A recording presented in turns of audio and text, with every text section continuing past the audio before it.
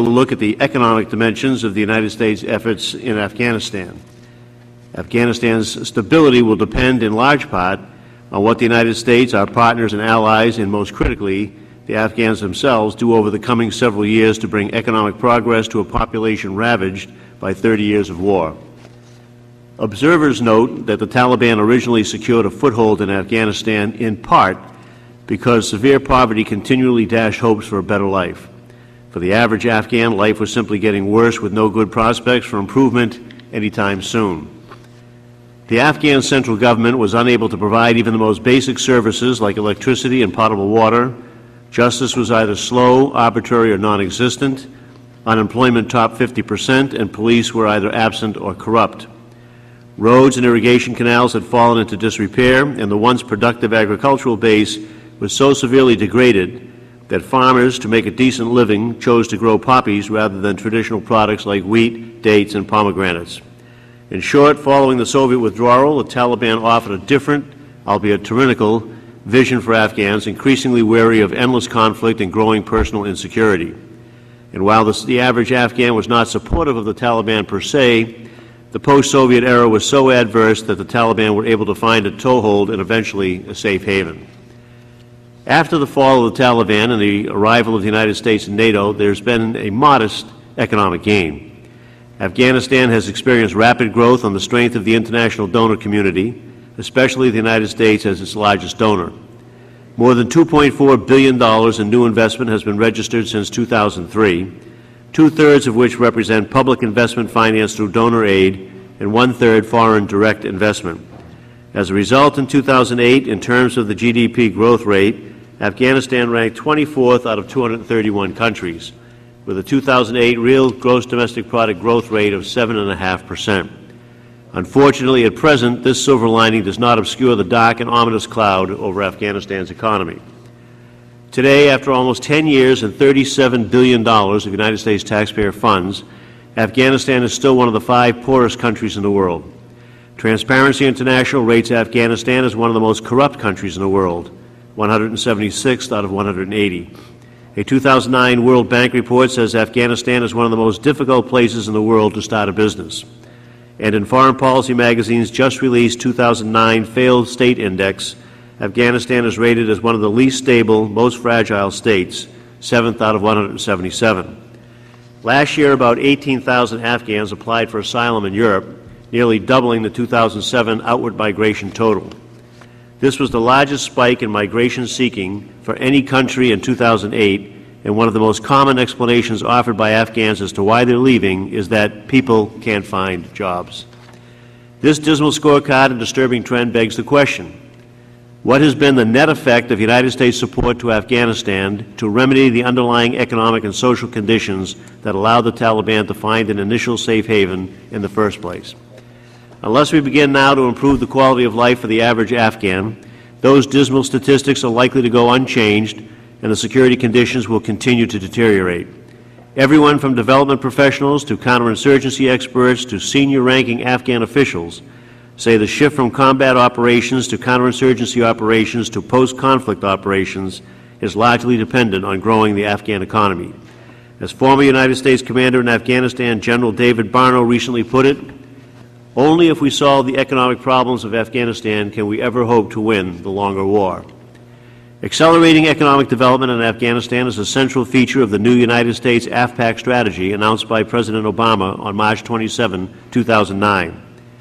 Reinforcing the importance of economic development to the overall strategy, National Security Advisor James L. Jones recently noted, the Obama administration wants to hold troop levels here flat for now and focus instead on carrying out the previously approved strategy of increased economic development, improved governance, and participation by the Afghan military and civilians in the conflict. Economic development is vital for a stable, secure, and prosperous Afghanistan.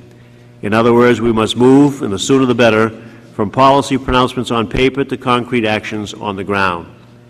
I have just one final note. We originally envisioned having a second panel here this morning with administration representatives, but scheduling issues require that we receive that perspective at a later date, probably the end of the summer or in fall. But by then, we should expect that the administration's new Afghanistan team will have had sufficient in-country experience to better shed light on the issues that are raised at today's hearings. So with that, I refer to Mr. Flake for his opening comments. I thank the Chairman. He outlined pretty well, I think, the purpose of the hearing and what we hope to accomplish here.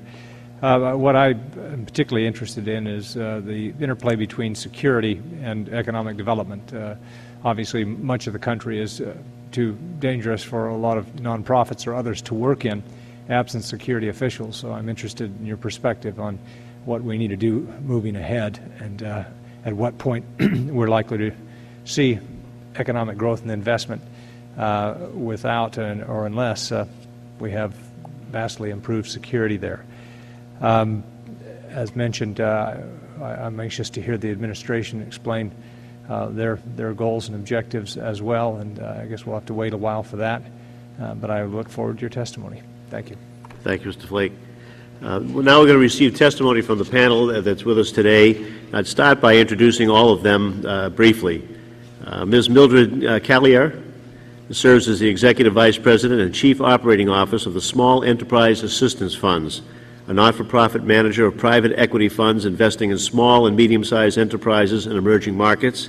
She also serves on the board of Afghan Growth Finance Fund, a $25 million investment fund which provides long-term capital to startup enterprises in Afghanistan. Prior to joining SEAF, Ms. Calliar served for almost 20 years on the Overseas Private Investment Corporation. She holds a J.D. from Georgetown University Law Center and a B.A. from the University of Illinois. Welcome.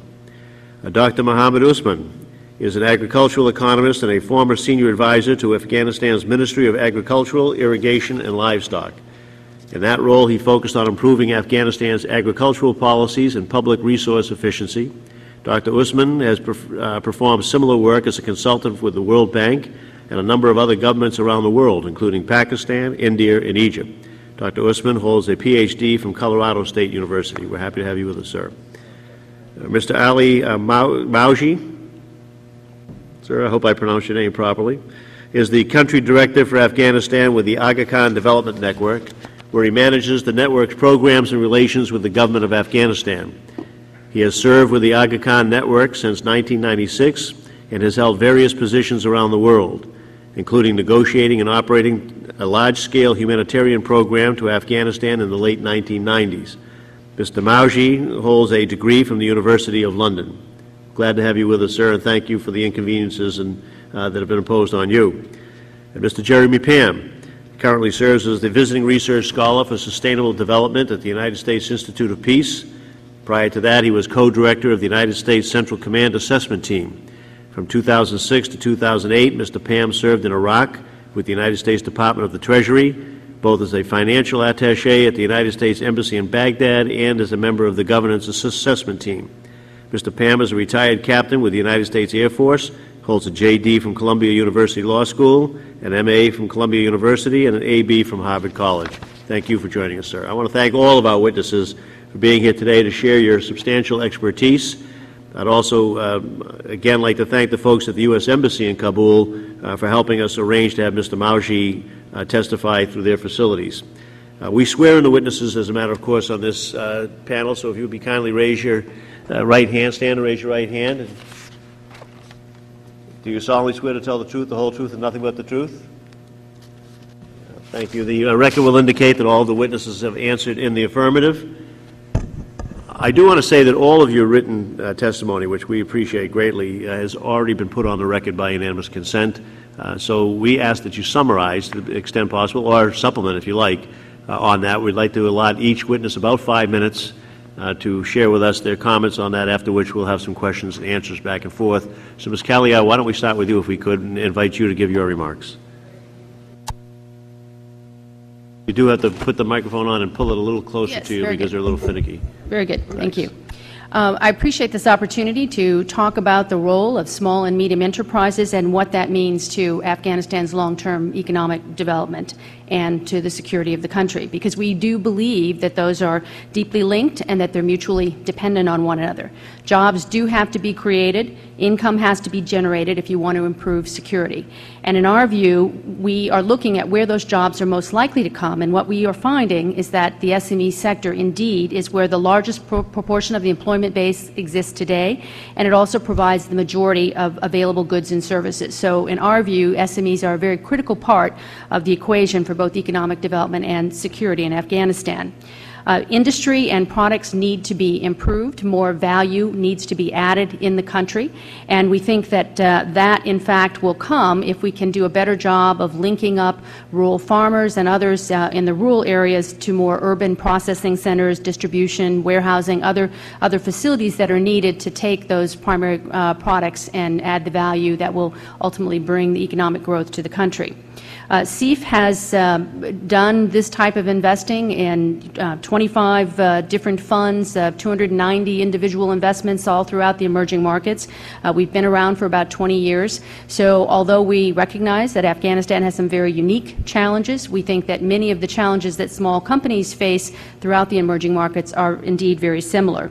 And we believe that you've got to approach this whole exercise not wearing your not-for-profit hat, but with a lot of commercial discipline, because in the end, only a commercially successful company is going to have long-term economic benefit for the country.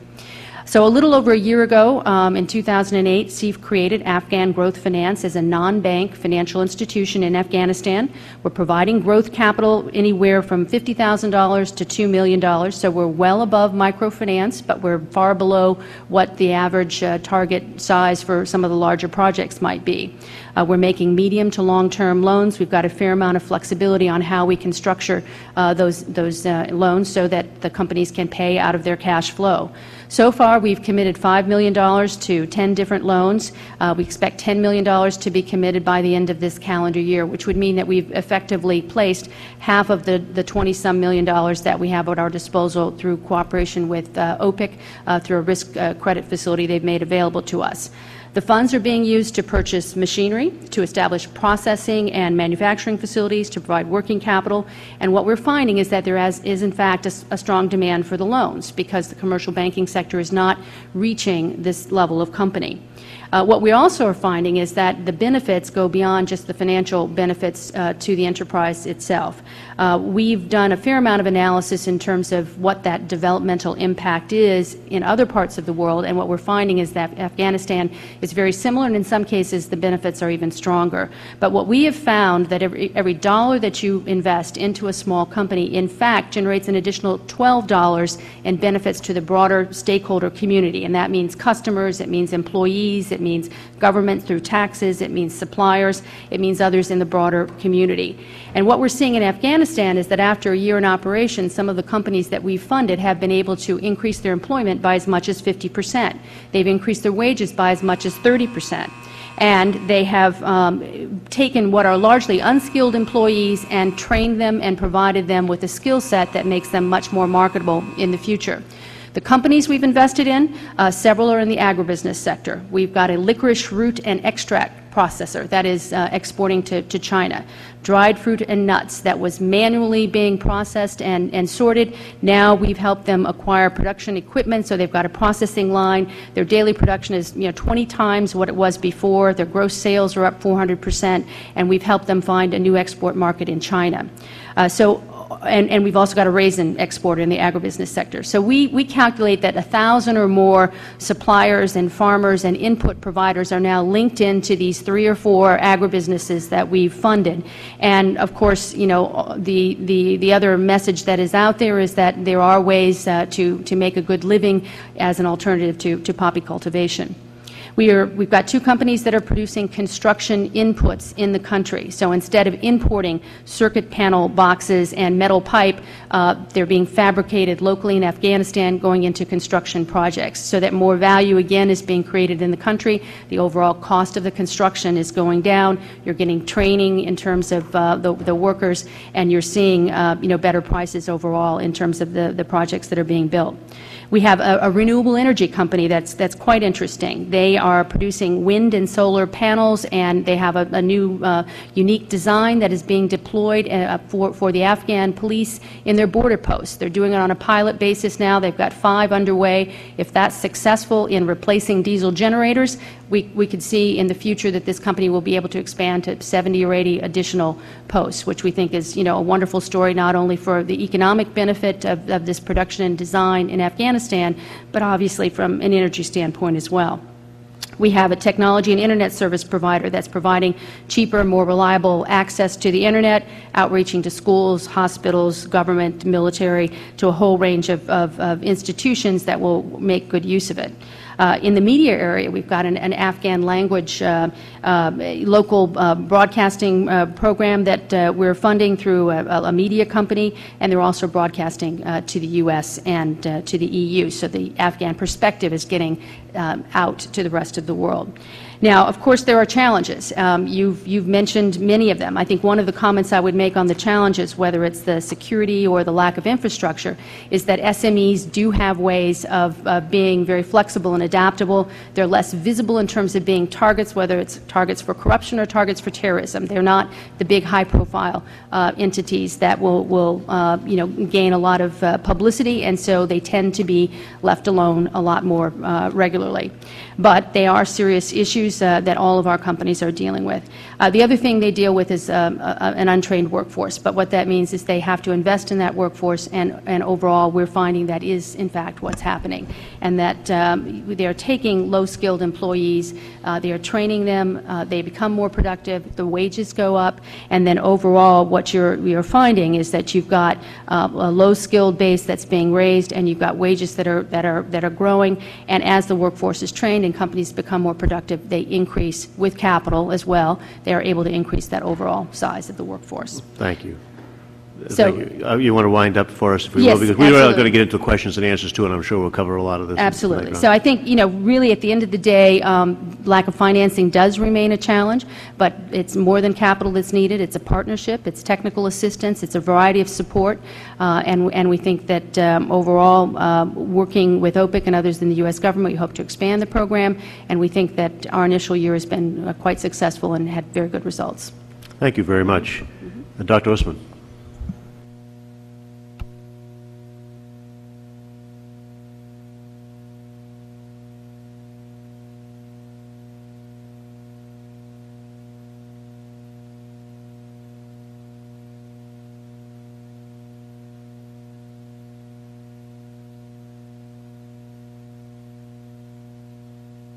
Can I ask you just to pull the microphone a little bit more toward you?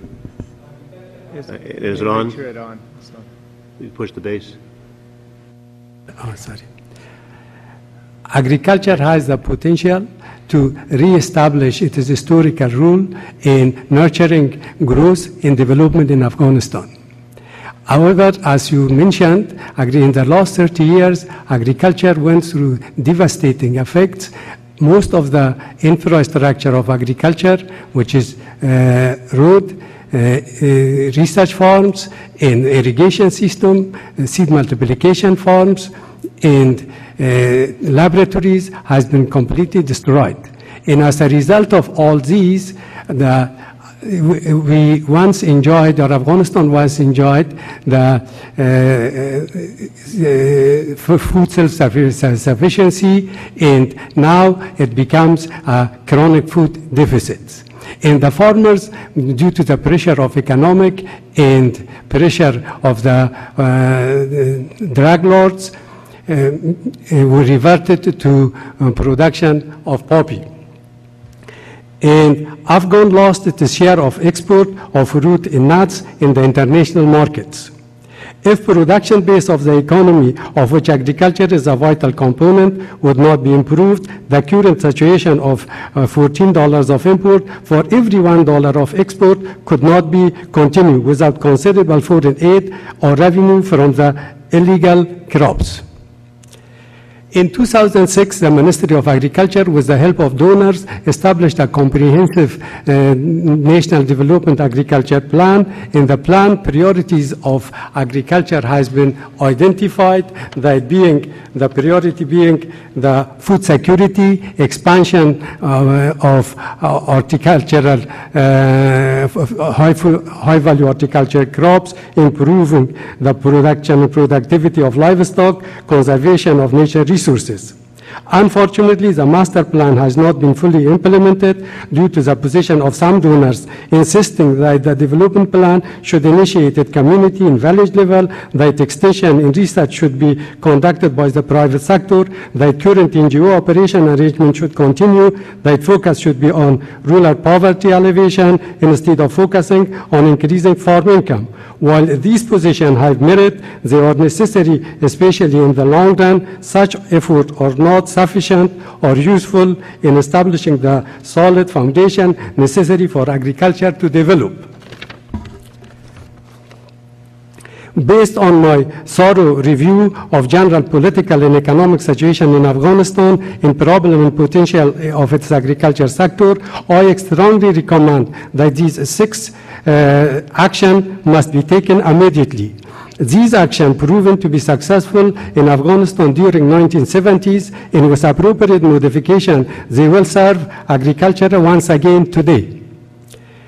First, the overriding objective of any project and program should be to enhance government credibility to assist its citizens, which is now it is lacking government visibility, especially in the rural areas, completely lacking. While all parties in agriculture should work in a coordinated and coherent way, the government must play a leading role in the implementation of investment program. Donors and NGOs take a backseat position by limiting their involvement to advisory function, institution building, project design, and establishment of proper accounting, monitoring, and reporting system. Through this arrangement, transparency, accountability would improve, government visibility would be strengthened, and expenditure of the NGOs' security would be reduced. Second, a coordinated effort by all parties should be made to strengthen the national research and extension capacity. Reactivate 7 strategic research and training stations to serve as a hub of change for agriculture. The extension cadre need to be strengthened to disseminate improved cultural practices to the farmers and to convey farmers' problems to the researchers for resolution. Third, it is strongly recommended that a viable national agriculture credit system must be established to gaining farmer support and enabling the farmers to finance modern technology of their need. Revitalization of Agriculture Development Bank, with its past proven record, must be considered to function as a credit and deposit institutions for the farmers. Fourth, improving the irrigation efficiency, the rehabilitation of irrigation system, and expansion of irrigation area. Afghanistan received about 75 billion meter cube of water in the form of rain and snow yearly. Just 20 billion meter cube of which is used mainly for agriculture, with water use efficiency of about 25%. With efficient farm irrigation technique and on-farm water management, this water use efficiency could be doubled. Irrigation land in Afghanistan is about 3.3 million hectares. However, with proper investment, it could be increased to 5 million hectares. Prior to the Russian invasion, there were several new projects in the investment pipeline, such as Khushtepa, diverting water from Amudarya and irrigating 600,000 hectares, which were halted due to political unrest. These projects need to be reconsidered for investment. Fifth, farmers should be encouraged to organize themselves in production, marketing, processing, and water user associations. Six, consideration should be given to procurement of food and rations for foreign military and civilian personnel locally. Thank you, sir. Thank you very much, Dr. Usman. Mr. Pham, we'll be happy to hear your remarks. Chairman Tierney, Ranking Member Flake, members of the subcommittee. Thank you for inviting me to appear before you today. I'm pleased to have the opportunity to participate in this important hearing on U.S. promotion of the Afghan economy. I know your time is limited, so let me start with a summary. I recommend that we adopt an approach to economic development and governance assistance to Afghanistan emphasizing three pillars: an orientation towards Afghan public finance and budgets as a strategic focal point for the entire civil side effort; two, the collaborative development with relevant Afghan experts of roadmaps setting out a few high-impact programs in key sectors such as agriculture; and three, a greater use of catalytic financial instruments to share risk with Afghan entrepreneurs. The written testimony I've submitted places the significance of the Afghan economy in the context of a broader legitimacy crisis of the Afghan state that has at least three other and arguably more important dimensions: security, namely the state's inability to protect the population; political, the reluctance of a critical mass of Afghans to identify politically with their government; and governance, the government's difficulty performing basic governmental functions and delivering essential services. I thought the centrality of legitimacy to the current crisis was worth discussing at some length in my written testimony, first because it helps explain why past U.S. and international civil side assistance to Afghanistan has had so limited an impact as to be, in Secretary Clinton's word, heartbreaking. If the problem is legitimacy, Afghan actors failing to do things Afghans expect them to do, then it shouldn't be surprising that international civilians trying to do those things directly, the default international approach for reasons I discuss in my written testimony, has not worked as a solution. As an aside, please note that all of my comments relate to the civilian and not the military effort, although I suspect there are points of overlap when noted military experts like John Nagel publish op-eds with titles like "We Can't Win These Wars on Our Own." The second reason it's worth framing things in terms of legitimacy is that seeing the Afghan crisis as a problem of legitimacy explains why improving the situation requires us to adopt approaches that deliberately structure international efforts in ways that improve Afghan legitimacy by helping Afghans implement their priorities through their institutions, despite the many frustrations and inefficiencies of such an approach.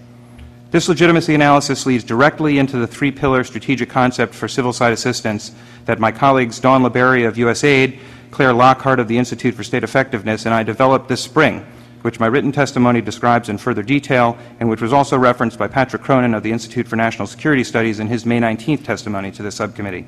As already mentioned, these three pillars are an orientation toward Afghan public finance and budgets as a strategic focal point for the civil side effort, the collaborative development of new roadmaps for key sectors, and a greater use of catalytic financial instruments to share risk with Afghan entrepreneurs. I'll return to the public finance pillar in a moment, but there's more on all three pillars in my written testimony. More important for this discussion is the common idea underlying the concept as a whole: the requirement to use Afghan institutions or business enterprises as the focal point for international assistance, which should better ensure that our efforts are aligned with Afghan policy or business priorities and is consistent with Afghan institutional capacity, thus increasing the likelihood that the efforts will both be sustained by Afghans and contribute to resolving the underlying legitimacy crisis. My discussion thus far has emphasized explaining all of the current crisis in Afghanistan, the limitations of past civil side international assistance, and the rationale for the alternative approach we've recommended solely by reference to the Afghan situation and the dynamics of international assistance. In other words, without bringing recent experience in any other country into it. I'd like to now conclude by describing briefly how the U.S. experience in Iraq reinforces both the general component of this analysis and the feasibility and effectiveness of the particular solution proposed. While Afghanistan and Iraq are indeed apples and oranges in many respects, perhaps no more so than in public finance and economic terms, where Afghanistan ranks near the bottom in terms of wealth and human capital indicators, and Iraq has the second largest proven oil reserves in the world, the Afghanistan and Iraq efforts do have one major factor in common: us. In both countries, the same U.S. and U.K. civilian and military organizations operate according to broadly similar organizational dynamics, setting the stage for the same kinds of misalignment with local country priorities and institutional capacity, and the same tendencies towards a fragmented international effort. Indeed, I'm sure you will all recall that in 2004 and 2005 and 2006, the Iraq effort was routinely condemned as seriously, perhaps even fatally hindered by coordination challenges between civilians and the military, between different civilian agencies, and most importantly, between the U.S. efforts and the Iraqis themselves. I think those stories about those coordination challenges are familiar to us from both efforts. Both official audits and journalistic accounts produced story after story about how the left hand didn't know what the right hand was doing, and all of the ways in which this was undermining our efforts to get to the point when the Iraqi government and economy could stand on their own. As it happened, a little appreciated but significant factor in addressing some of the most important coordination problems and improving the effectiveness of our efforts to support Iraqi self-governance was a belated recognition of the strategic importance of Iraqi public finance, particularly budgets. This led to a significant shift in emphasis across the entire U.S. assistance effort towards helping Iraqi officials at both national and provincial levels execute Iraqi budgets. As recounted in the capstone report of the Special Inspector General for Iraq Reconstruction, Hard Lessons, in 2006, most Americans in Iraq were still focused on spending U.S. money largely independent of Iraqi government institutions. Consequently, in many cases, there was a lack of sufficient Iraqi participation in deciding how or what to reconstruct and ensuring that projects could be maintained afterwards. The end of 2006, however, saw, quote, the rise of budget execution as a U.S. civilian and military priority. By mid-2007, the standard for useful expenditure of U.S. funds had largely shifted to, quote, if it can't be done by Iraqis, we probably shouldn't do it. What is better is a project that takes 60 days instead of 30 days, but is done by the Iraqi manager and is sustainable by the Iraqis and that their operations can support. By mid-2008, Iraqi public finance and budgets had become such a central organizing principle to the U.S. effort that the Embassy and Multinational Force Iraq created a civil-military public financial management action group known as the PIFMAG, chaired by the senior civilian and military leaders responsible for governance and the economy, and incorporating the participation of dozens of U.S. organizations working on the civil side in Iraq in order to ensure that all civilian and military personnel, whether working with ministries from Baghdad or with provinces from provincial reconstruction teams, would make assisting with the execution of Iraqi budgets a paramount civil administration mission priority. By the end of 2008, an independent U.S. Institute of Peace study of the PRTs had concluded the budget execution role is critical to the U.S. mission in Iraq and is the primary strategic justification to continue the PRT program. I hope it goes without saying that nothing I've just said should be taken as suggesting that an approach having worked modestly in Iraq is by itself a reason to adopt it in Afghanistan. Indeed, I limited my written testimony to Afghanistan in order to avoid any such implication. However, if we believe that there are some common, daunting challenges to finally establishing an effective civil assistance effort in Afghanistan, which have as much to do with the international challenges of providing effective assistance in this kind of environment as with Afghanistan, we might find some value in the idea of public finance as a strategic focal point, and in the broader idea of deliberately structuring our assistance to better align our civil side efforts in Afghanistan with Afghan priorities and institutional capacity. I believe that by strengthening the ability of Afghanistan state institutions and private sector to recover from the current crisis of legitimacy and stand to a greater degree on their own, such an approach would advance our national interest in greater stability in this critical region. I thank you, Mr. Chairman, for giving me the opportunity to testify today. I look forward to any comments or questions you may have. Well, thank you, Mr. Pan. We appreciate your remarks. Mr. Mauji, again, we thank you for joining us from afar, and we look forward to hearing your remarks, sir. Thank you very much, Mr. Chairman, and thank you for the opportunity to be able to share some of our experiences here in Afghanistan with you. May I at the outset also, coming from the field, pay tribute to the large number of soldiers here who are fighting under very delicate circumstances, and my condolences and prayers to the families of those young men and women who have lost their lives in recent days and in the past. The Aga Khan Development Network is founded and chaired by His Highness the Aga Khan. It essentially works in three pillars: the social, cultural, and economic. The social and cultural being predominantly not-for-profit organizations, whereas the economic is a for-profit organization. And there is often confusion as to why we run for-profit and not-for-profit. But for us, investments in the economic side of things are as important if we want to try and establish best practices, if we want to try and raise incomes, build capacity, and so on and so forth. We draw no profits from these economic investments, even though they are for-profit companies, and these profits go back into social and cultural development as a cycle. I welcome to be able to share with you some of our experiences here in the field, and to draw some conclusions of what we've learned as a large-scale investment with over $700 million across 3 pillars over the last 7-8 years. And I must, if I may say, I find myself trying to walk with one foot in a bucket of hot water and the other foot in a bucket of cold water, and I'll explain why in a second. And perhaps I can turn to the bucket of hot water first. I'd like to say that Afghans are inherently very entrepreneurial people. That's what allowed them to survive 23 years of war. It's what's allowed them to rebuild Afghanistan in terms of businesses and so on since the war. And with that comes a huge amount of hospitality and warmth.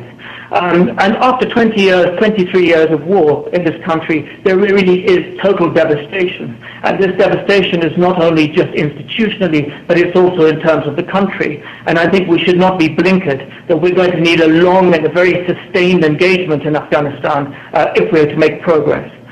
The second point I would make is that, our focus and experience has sort of shown that today we've got to move away from what I would sometimes call the country of Kabul to the country of Afghanistan.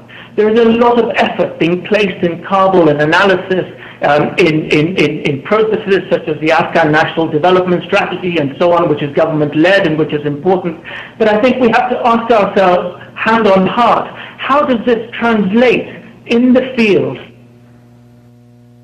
Benefits communities, peoples, and society at large in Afghanistan. And at this point, I'd like to underline the huge importance of civil society. Civil society is not trusted in this country. It's seen as something that's been perhaps under and scheming of the financial resources that have been available in Afghanistan. Yet we see civil society as part of the private sector that plays this huge bridge between people and government. It plays a key role in implementing the principles of democracy and state transparency and accountable to citizens. It creates an environment through which various segments of population can take part in the process of decision making. And through programs like the National Solidarity Program, we are essentially molding what has been traditional Afghan civil society in their leadership, their shuras as they call it, and modernizing it, getting them to prioritize what are the key concerns around their community? How are they going to implement it? How are they going to be accountable towards developing their societies ahead? And therefore, I think the importance of civil society in the private sector is something that needs to be recognized and enforced in the Afghan context, particularly as we look at the bridge from moving from policy and government services to delivering on the ground. And let's not be mistaken, while we all appreciate that Afghanistan is a sovereign state and we need to build the institutions of the state, it's going to take a while to build these institutions. It's going to take a while to get the right kind of capacity to deliver. And we have seen over the last 4 or 5 years how ministries have crumbled, how corruption has come to set in, how Afghanistan's development budget has never been able to expend more than 40 to 45% per annum. And that for us should be a wake-up call in the way that we approach Afghanistan. The next point I would make is that we tend often to talk about sectors. And we say we need to invest in agriculture, we need to invest in water, we need to invest in X, Y, and Z, which I think is absolutely right. But I think what we also need to understand is that where the rubber hits the road, where you start working and engaging with communities, you need to bring in what we in the Afghan Development Network call MIAD, which is a multi-input area development system, where you're looking at bringing in a package of interventions that are relevant, that come together in a way that is relevant and an equation that actually affects the societies in which we're trying to operate. That calls for us to really sort of look at provinces where the enabling conditions exist and ask ourselves, what is the political profile of these provinces? What are the economic opportunities? What are the social development needs and opportunities? And mesh them in an equation, bringing in a multi-input system that's relevant. To date, I think we've been extremely bitty in Afghanistan. You know, we go in and say we're doing lots of work in agriculture, or we're doing a bit of work in microfinance. Roles are sometimes confused in provinces between the PRT, between civil society actors, between government, because there's no clear vision that really binds people together in a coherent fashion. The next point I would make also is we need to continue to encourage public-private partnerships. Today, we're running a hospital with the French Medical Institute for Children, which has just received the first ever in the history of Afghanistan, as far as we know, ISO PPP with the French government, with the Afghan government, with 2 French NGOs and the AKDN, and we're able to deliver quality healthcare in of government. And we need to encourage much more of the PPPs, which have shown success. Let me quickly turn to some of what I've addressed in the testimony, and that is, my other foot, which is in the cold bucket. And let me turn to the business side of things. If you look at business, the whole business angle, I mean, we spent a year doing research before we held the Enabling Environment Conference in Afghanistan that really asked the deep questions: what is impeding civil society and business to go forward in Afghanistan? And you see there is a roadmap that came out, which has been submitted as part of the testimony. But the issues are very clear. There is very weak policy enforcement. Creating policy and enforcing policy is a huge problem. In a recent survey done by the World Bank, they said 14% of the people surveyed reported unpredictability of the laws by the government, even though they exist. Poor provision of electricity. If we're going to try and rebuild Afghan's economy, there's no way they can be cost effective if the cost of energy is so extremely high that the final cost of production makes it untenable in the region. So the major investments in infrastructure, water, power, roads and so on are absolutely a sine qua non. Crime, theft and security has become a major issue. Corruption is a phenomenal issue, and I recall a young Afghan American lady who was set up a business in Afghanistan and who made a statement when we were doing research for the Enabling Environment Conference, and she said, Ali, I went to the Ministry of Finance 4 times to pay my taxes, my income taxes, and nobody could tell me where I could pay these taxes. And then she said, finally somebody said, I'll help you pay your taxes, but you need to pay me to help you pay your taxes, in which case she was paying corruption to pay her taxes, and this is completely bizarre. Access to land has become a critical issue. Let me give you an example. An earlier colleague just spoke about the importance of microfinance. I mean, microfinance, we've seen microfinance be extremely successful. We have $100 million out of loans. We find there is 98 or 99% repayments of these loans. But when people hit a certain ceiling where microfinance is not enough and they want to increase their businesses into small, medium enterprises, none of the banks are willing to give them the SME loans because they have no collateral. And what is collateral for Afghans today? It's land. But they can't use this land as capital because the land registration rights in Kabul are so corrupt that no banks will trust it. And there is a need for a whole land reformation and re-registration process, which is not difficult to do, but should be part of the priorities that we address as the international community and the Afghan government as outlined in the roadmap there. In the World Bank survey, 84% of the respondents said that the court system in Afghanistan is corrupted and unfair, and the Attorney General's office has often been associated with high corruption. Now, I can't validate this, but this is what the feeling and the perceptions and the experience of Afghan businessmen are in Afghanistan. Business licensing and permits are also such issues. If I were to conclude, Mr. Chairman, I would like to look at a few broad things that I think are fundamental sine qua non as we look ahead, and if we want to address the kind of issues that you made quite rightly in your statement in terms of the challenges that lay ahead of us. Number one, I strongly encourage that we put in resources to address the issues outlined in the Enabling Environments Conference roadmap, which are clear, and to push the Afghan government to be able to prioritize these in a systematic fashion so that we can start addressing the primary concerns for private sector development in Afghanistan. Number two, in the wake of what is a really high insecure time in Afghanistan, where it is quite unlikely we're going to get huge amounts of foreign direct investment coming into the country, we would really propose that we take a hard look at local Afghan businesses. How can we really enable Afghan businesses to flourish within the context of the constraints that they're working in? Number three, work to rebuild and strengthen the institutions of government. And in this, I would strongly recommend that in the interest of wanting to demonstrate progress very quickly, is that we identified 5, 6 key ministries that are absolutely critical for us in order to deliver to the people of Afghanistan and bring in competence in those ministries to help them develop the kinds of vision that's necessary and to implement the vision at that point. Fourthly, invest and encourage and nurture, build civil society, because civil society is already demonstrating a tremendous role in Afghanistan, as it has in many, many countries around the world. A wider investment in water and power and other infrastructure. We need to work hard at enabling regional opportunities. I mean, we've focused on agriculture in Afghanistan as one of the key priorities. Let's not forget that Afghans consume 77% of the food that they actually produce. If we really want to rebuild the economy, Afghanistan should do what it traditionally was when it was thriving, and that was a land bridge in the Silk Route. And so how do we open up the corridors between Pakistan, Iran, Tajikistan, Uzbekistan? We've had 3 regional economic cooperation conferences now on Afghanistan. And I'm sorry to say we've made extremely little progress in terms of tangible outcomes. The 7th point I would make is the equity of development investments.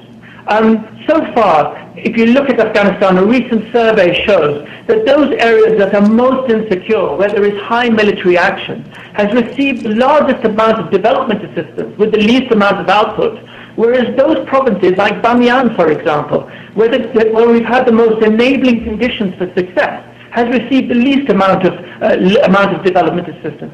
I think we need to readdress that balance, because if there is one other thing we have learned in our experience, is that success stories spread very, very quickly in Afghanistan. And if you were to get 3 or 4 provinces and make them into success stories at a provincial level, you would speak volumes to those insecure areas in the south, to which you could respond to them and say, if you can create those conditions where these provinces are stable, we would be able to help you to get to that point. I would like to conclude by just drawing on a quote by the European ambassador in Afghanistan, who I thought made a very succinct statement the other day, where he said, his name is Victoria Sekwi, where he said, as long as Afghan institutions are perceived as being able to provide those basic services that a state should deliver to people, a clean and effective public administration, a functioning and fair justice, an effective police, a sound system of education, job creation capacity, economic opportunities, etc., the confidence of Afghans in their own institutions will increase, leaving less room to insurgency, propaganda, and appeal. It's the institutional dimension of security which is key for an enduring security. It is this perspective it will be crucial to strengthen and better coordinate programs already in place in these fields, and in particular justice, the rule of law, etc. It would also be necessary to actively and substantially support the strengthening of management and administrative capacity of the Afghan public administration. I would only add to that we look at strengthening the role of the private sector in helping to deliver services for the government and the people of Afghanistan. Thank you. Thank you very much, sir. I think the testimony here this morning has been excellent and very helpful. I noticed that we didn't keep anybody within the 5 minutes, and I think that's fine, because I think we all benefited from it. Mr. Mauji, you win the prize because you couldn't see me fidgeting when you got to the 5-minute point, so we were able to get all of your information in, which was quite helpful, and we appreciate that. Let me start the questioning section if I can. I thought Mr. Pham framed this situation that others also touched upon quite well on this crisis of legitimacy concept, and it was helpful to put it in that frame. Mr. Mauji, when you were talking about that issue and about prioritizing different projects, can you tell me, what your view is of Mr. Pham's comments that he thought one way to best prioritize them would be work through the public budget? In other words, to work with the Afghan government's budget, allowing them to set the priorities, and then working through that, as opposed to each NGO or other entity trying to go off on their own and deciding what they thought was important. I would completely comply with the view that we need to work within the government priorities. There's no question about it. And I think those priorities are not rocket science. They are in health, they're in education, they're in rural development. What I do fear, though, is that there is a role to be played or investments to be made to help deliver those services. So I think we do need to look at a concurrent and parallel process. One, and that's not to create a parallel system. It is to invest in the state to build its institutions, its capacity, its thinking, but also then to empower civil society, the private sector, and others to be able to deliver some of those services, either through government funding or otherwise. Well, thank you. Mr. Pam, I'd like your reaction to that, first of all, but also the additional question, what about the corruption issue? We've all touched upon it here, and I think everybody has a concern that the investment might not get where either the governmental budgeting process of Afghanistan wants it to go or where individual investors want it to go. Well, let me start by addressing the previous comment. I think that the suggestion that government programs, government efforts to deliver services take advantage of all of the capacity that exists in Afghan society, including Afghan NGOs and in places where the government doesn't reach. I think that is perfectly consistent with a public finance, using public finance as a focal point for our efforts. I think that ties into the second pillar of the three-pillar approach of these new sector roadmaps, which would create new national programs, sort of on the model of the National Solidarity Program, which is a national program in the sense that there is a ministry in Kabul that's responsible for it, but it's implemented through, in many cases, through non-governmental entities down at the village level. And so you've got to marry up the formal governmental structure with whatever capacity exists in Afghanistan, whether it's at the formal or the informal level. And I think you've got the answer to that will be context dependent. But I think what we've got to avoid is saying that because a ministry in Kabul doesn't have officials that allow it to reach all the way down to a particular province or municipality or district or village, we should therefore give up on the state structure and devote our efforts to parallel internationally funded efforts that go directly to NGOs at the district. I think there are ways of combining the two, but we can't give up on the public process if we want to address the underlying legitimacy crisis, which is at bottom a crisis of what the state can do. Thank you. On the corruption point, quickly, I think it's a central point, and I don't want to suggest for a moment that that there are simple answers to it. The suggestion that we place a greater emphasis on the Afghan budget, which entails greater U.S. and international financial support for the budget, greater use of budget support, for instance, is a risky proposition.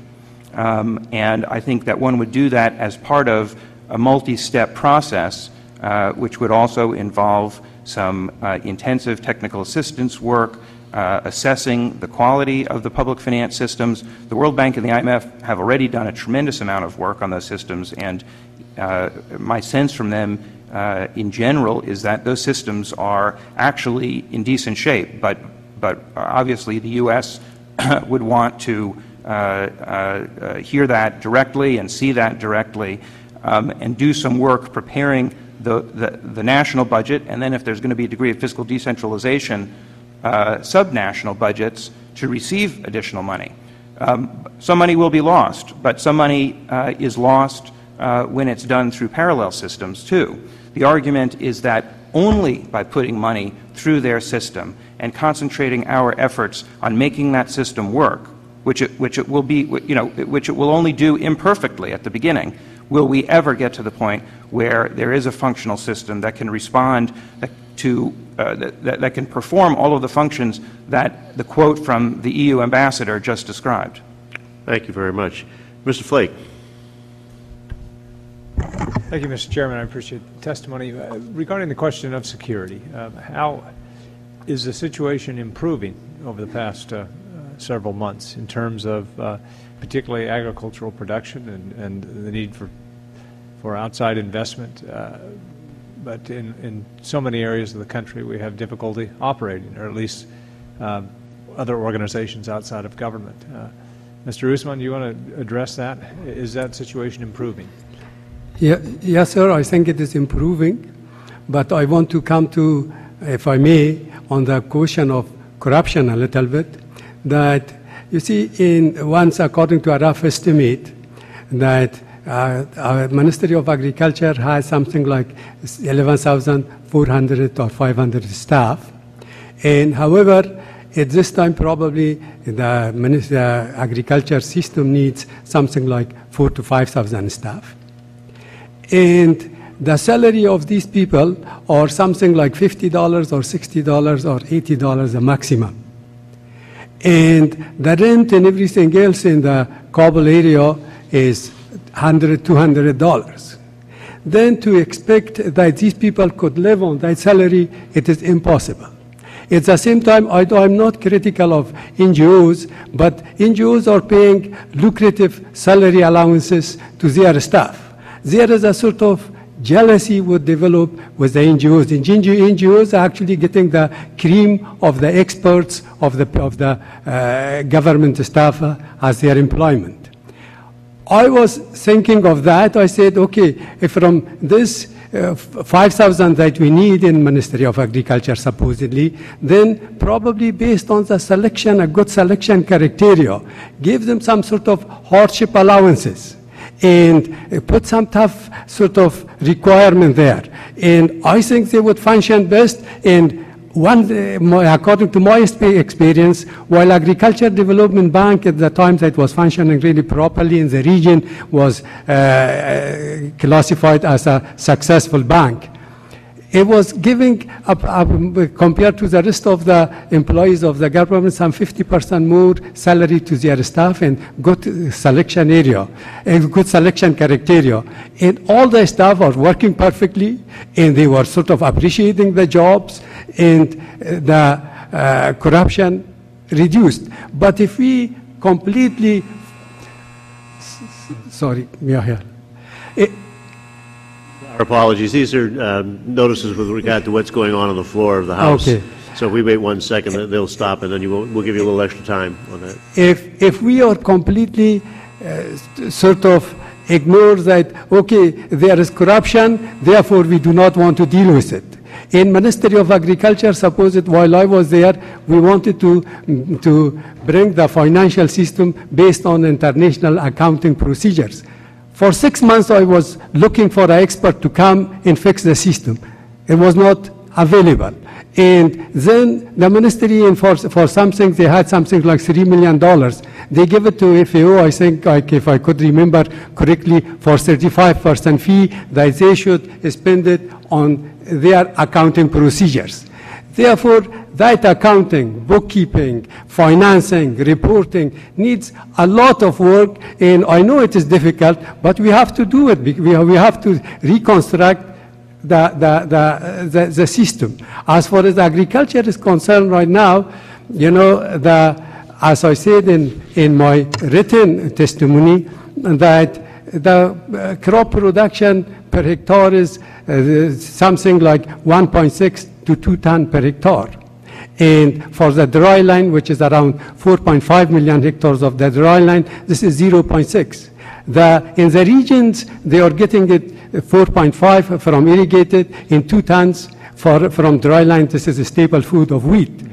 But we have to work on reducing the cost of production. Otherwise, we cannot compete with a neighbor country. In 2002, Afghanistan was supposed to have a bumper crop. But similarly, the neighbors had more bumper crops, and the farmers would not even bother to go and harvest the crop. Therefore, the research, bringing back the research, bringing back the extension system is really, really necessary, putting the NGO expert along with the ministry expert to complement each other. Right. I hope I address the question. Sorry. Yes, thank you. Thank you. Mr. Pham, with regard to, you put so much emphasis on public finance and going through the Afghan government. But for a body like this, the U.S. Congress that has to appropriate the money to the extent that we're talking about direct assistance, there's a point at which that you simply say we cannot tolerate so much money being drained off, and there's significant corruption. But you seem to be making the point that we have no choice, that we have to funnel through that system and not through a parallel system. But I mean, give us some guidance here. What kind of strictures or mandates or whatever can we put in place? And if they're not met, what are our choices at that point? Because it's a difficult thing, I can tell you, to sell foreign aid in general. But when a significant chunk of it will be drained off, it's tough to just accept that as a matter of doing business. Yeah, I understand, Congressman. I think I would give three answers to that question. The